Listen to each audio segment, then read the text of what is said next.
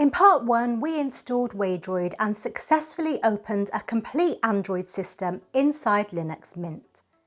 Today, we're turning that basic installation into something genuinely useful. I'll show you how to fix the Play Protect certification warning, sign in to Google, install apps from the Play Store, sideload APK files, open Android apps in their own Linux windows, and share files between Mint and Android. This continues directly from the installation completed in part 1, so Waydroid should already be installed using the GApps image. If you haven't installed Waydroid yet, pause this, go watch that guide linked below and come back. Let's get straight into it.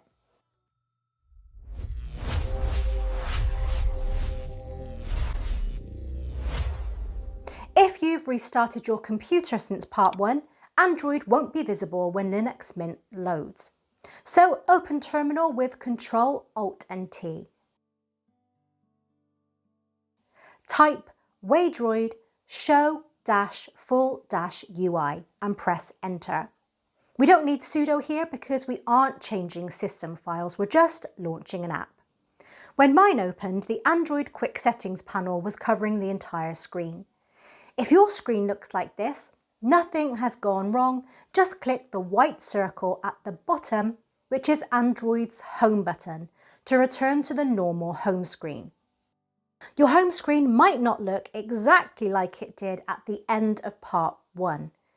During my initial setup, the home screen displayed a Google search bar and a Play Store shortcut. After reopening Waydroid later, Android displayed a much cleaner home screen with only a small row of apps along the bottom. Your home screen might look a bit bare. To find the complete list of installed applications, click near the center bottom of the screen and drag upwards, just like swiping up on a tablet. Here in the App drawer, look for the Google Play Store and open it.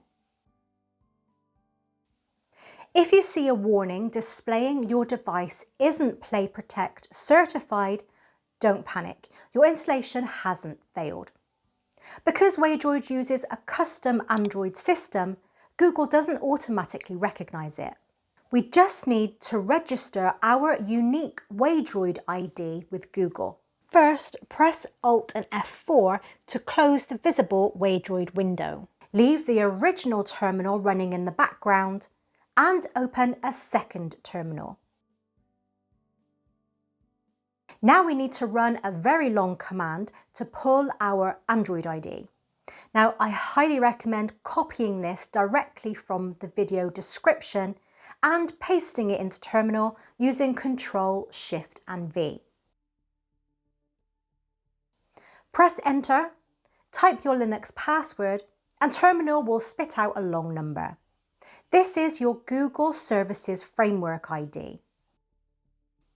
Open your Linux web browser and go to google.com/android/uncertified. Sign in to the Google account you plan to use inside Waydroid. Switch back to your terminal. Highlight that long Android ID and copy it using Ctrl, Shift and C.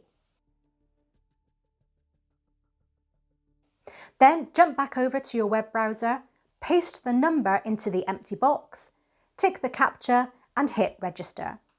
Google will show a brief grey device registered message to confirm it worked.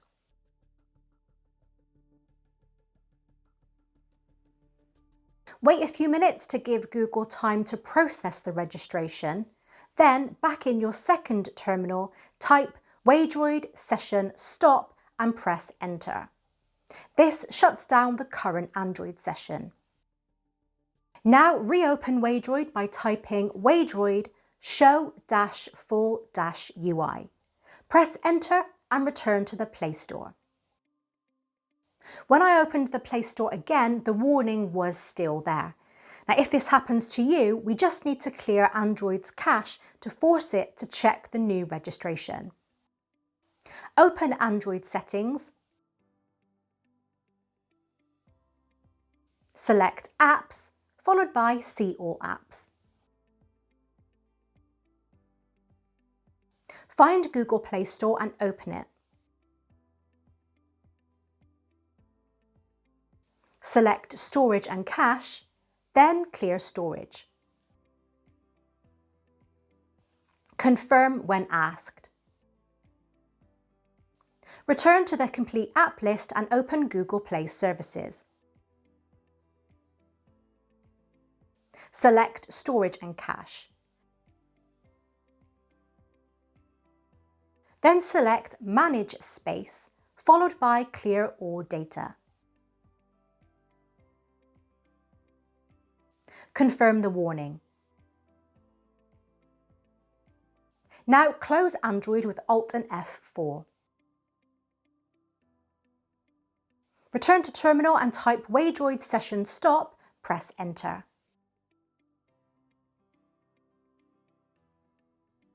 Then restart Waydroid's container with sudo Waydroid container restart.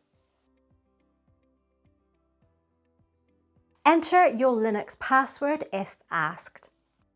Wait around 10 seconds, then launch Waydroid again. Waydroid show full UI. And then the Play Store sign-in screen will finally appear. Click Sign In. Now I actually hit a weird bug here where Waydroid wouldn't recognise the Shift key on my physical keyboard, which made typing the @ symbol in my email address impossible. If this happens to you, the simplest workaround is to click the text box and use Android's on-screen keyboard for your symbols and capital letters. When it asks about backing up to Google Drive, I usually turn this toggle off for a clean test installation, but you can leave it enabled if you prefer. Accept the terms and the Play Store is officially ready. To test the Play Store, I downloaded VLC for Android. It installed and opened perfectly. But what if you want to install an app that isn't on the Play Store? Well, just like using an Android emulator on Windows, you can easily sideload apps directly into Waydroid on Linux. If you're new to the term, sideloading simply means installing an app from an APK file rather than from downloading it from the Play Store. To show you how this works, I'm going to use my Downloads page to install Drama Player. Open Firefox in Linux Mint and download the Drama Player APK. When the download finishes, Firefox should display a notification in the top corner. Click the folder icon beside the completed download. This opens Linux Mint's Downloads folder. Keep your Downloads folder open so you can easily see the file name. Open a new terminal with Ctrl, Alt and T and type this command. Just make sure to replace the very end of the command, everything after the downloads / with the exact file name and extension of the APK you downloaded. Remember, Linux is case sensitive, so copy the file name exactly. Press enter. It won't give you a success message, but if you check your Android app drawer, your app will be sitting right there. It opened perfectly for me, even though it forced a portrait layout on my landscape screen. So far, we've been using Waydroid like a giant tablet, taking up the screen. But we can actually force Android apps to open in their own floating windows, just like native Linux programs. Leave the Waydroid session running and open a new terminal. Type this command and press enter. Stop the session with Waydroid session stop. Press enter, then relaunch it with Waydroid show-full-UI. Now when you open an app from the drawer, it launches in its own separate resizable window on your Linux desktop. You can drag it around and position it wherever you like.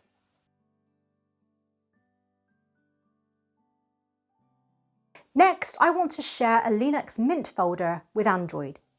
For this test, I placed a video called rabbits.m2ts inside Linux Mint's video folder. We can do this by first creating a matching movies folder inside of Waydroid.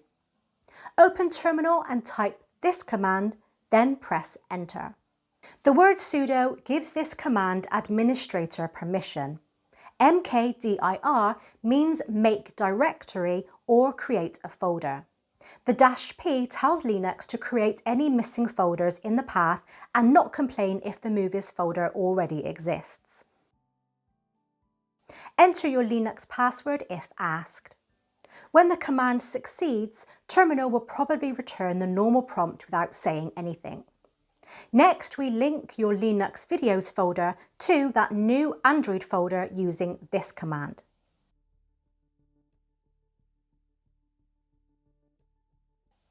Now when I open VLC inside Android and browse the movies folder, my Linux video file is right there.